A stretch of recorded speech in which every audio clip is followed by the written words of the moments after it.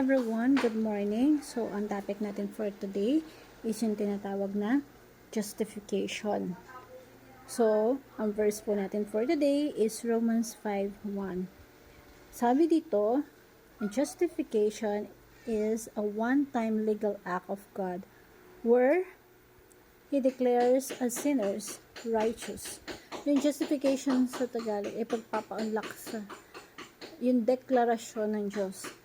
Tayo ay, isipin mo na kunyari, nasa korte tayo ng Diyos, nakaharap tayo sa Kanya, dineclare niya tayong righteous, dineclare niya tayong matuwid, mabuti at hindi nagkasala, or walang kasalanan, or pinagpawalang sala. Not because of any good words, hindi dahil mabuti tayo, but because of Christ's perfect righteousness credited to us.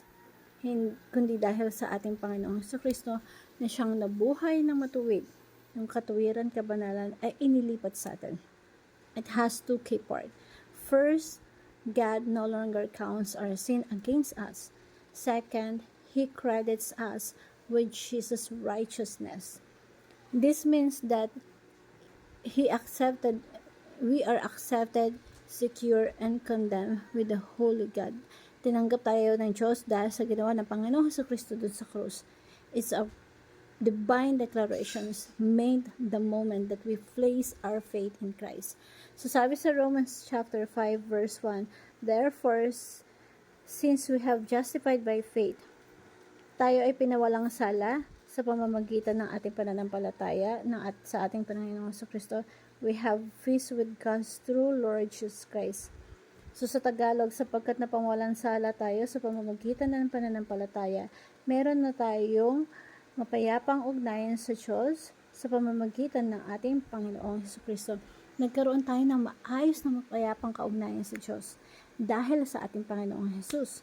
Napakasarap isipin kasi ang dami nating ginawang kasalanan at sobrang hindi mabilang, di ba? Example na, imagine mo yung isang tao na sobrang daming kasalanan, di ba? Ang dami nating tao, di ba?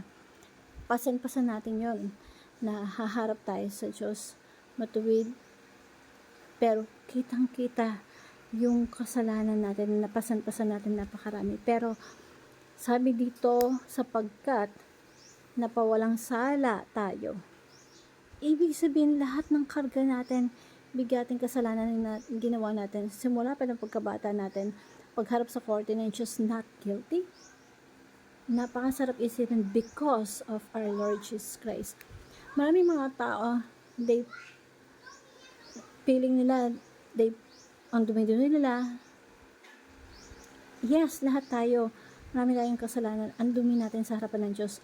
Pero ang sarap unawain, na namnamin na tayo pinawalang sala, na lahat ng kasalanan ay natakpan na ng dugo ng ating Panginoong Kristo. That is the foundations ng ating pananampalataya. We have been justified by faith, napawalang sala sa pamamagitan ng ating pananampalataya. And ito po yung unang pananampalataya. Yes, number 1, God does not count our sins against us. Hindi ibinibilang ng Diyos yung ating mga kasalanan laban sa atin. At ito ay nakasulat sa Psalm 32 verse 1 and 2. Ito ay sulat ni Haring David. Sabi dito is, mapalad siya na pinatawad ang pagsuway, yung tao na tayo, bilang dito, na mapapalad tayo, pinatawad ang ating pagsuway, na ang kasalanan ay tinakpan, yung kasalanan natin tinakpan ng dugo ng ating Panginoong Kristo. Yung dugo ng ating Panginoong Kristo ay banal. Sinakluban tayo ng kabanalan ng ating Panginoong Kristo sa harap ng Diyos, dineclare tayo walang kasalanan. Mapalad ang tao na hindi pinaparatangan ng kasalanan ng ating Panginoon. So, hindi siya yung pinaparatang tayo ng masama ka na dapat tayong parusahan. Wala na. At mapalad ang tao na hindi pinaparatangan. Blessings against who counts no iniquity.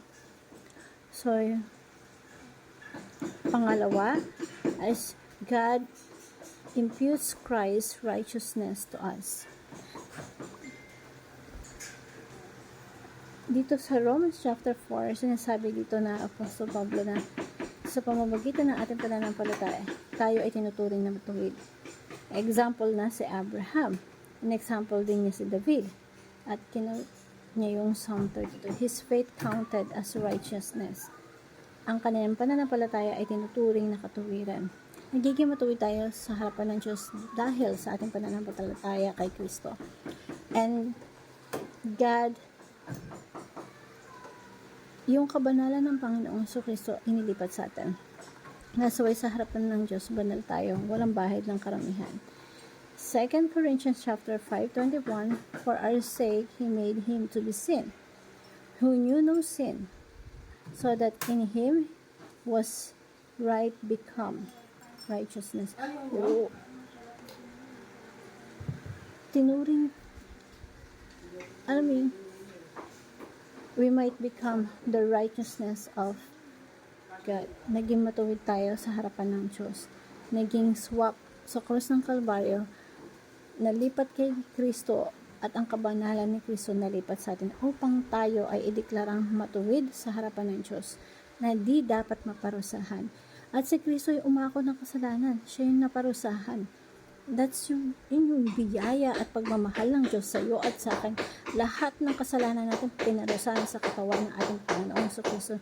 Nung napako siya sa krus at ang kabanalan niya ay sa harapan ng Diyos na nailipat tayo ay naging banal tayo. At ito yung walang hanggang biyaya ng ating Diyos na in-offer sa atin. Pangatlong puntos, God justification those who put their faith in Christ. Kaya niyo pa bang mahalin ang isang tao na puno ng kasalanan?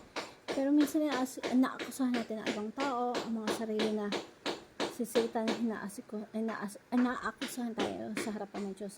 But in any case, laging may guilt, may shame. Lalo na kapag maraming tao na ang bigat ng pakiramdam na hindi na kasalanan nila na nagawa, na nakasira ng pamilya, na ibang tayo, nasira nila yung sariling buhay, that's guilt feeling. But kay Kristo, may kapatawaran ang ating kasalanan. Kay Kristo, kaya niyang linisin kahit anong bigat at karumihan ng kasalanan na gawa natin. Kahit gaano pa katindi yan sa pagdumi natin sa ating sarili. Lahat yon kayang linisin ng dugo ng ating Panginoon si Kristo. At kaya tayong palayain sa guilt and shame in all kinds of kasalanan. So, i-reject natin yung shame. Kasi yung Panginoon gusto niya tayong bigyan ng freedom at kalayaan. That's why sabi sa Romans chapter 8, ngayon nga ay walang kahatulan sa mga nakay Kristo sapagkat ang kautusan ng Espiritu ng buhay kay Kristo ay ang nagpalaya sa atin. Mga kapatid, pinalaya ka na sa lahat ng accusations and guilt and shame. And rest in the truth that God fully accepted us. Pwede natin ipanatag ng ating sarili na kahit na napakaraming kasalanan natin, kung ililista natin na mauubos sa lahat ng papel sa Pilipinas, pero salamat, we are accepted by God. Tinanggap niya tayo dahil kay Kristo Jesus. Rest in the truth. Kaya hindi natin kailangang i-prove yung sarili natin dahil pinove na tayo ni Jesus Christ sa cross ng Kalbaryo. Magpahinga na tayo sa katotohanan na tinanggap tayo ng Panginoong Diyos. Hope that you learn something. Thank you everyone and God.